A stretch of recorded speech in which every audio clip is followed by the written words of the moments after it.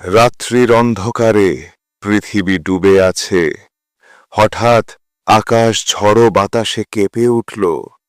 কোথা থেকে যেন একটি কণ্ঠস্বর এসে গর্জন করল, সময় শেষ, পৃথিবী শূন্যে ডুবে যাবে। মাটি কেঁপে উঠল, নদী উথলে উঠল, শহরের সব ইমারত কেঁপে ধ্বংস হতে লাগল। মানুষরা দৌড়ালো, কিন্তু কেউ বাঁচল না। হঠাৎ আকাশ ছিঁড়ে গেল, আগুন আর কালো ধোঁয়া ঝরে পড়ল। এমনকি যারা নিরাপদ ভাবছিল তাদেরও ছুঁয়ে গেল।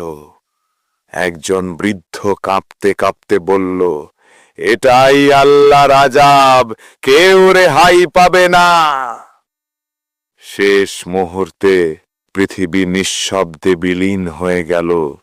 শুধু শূন্যতার মধ্যে একটি একক কণ্ঠস্বর, যা চুপচাপ বলল, প্রত্যেকটি আত্মা তার কাজের ফল পাবে।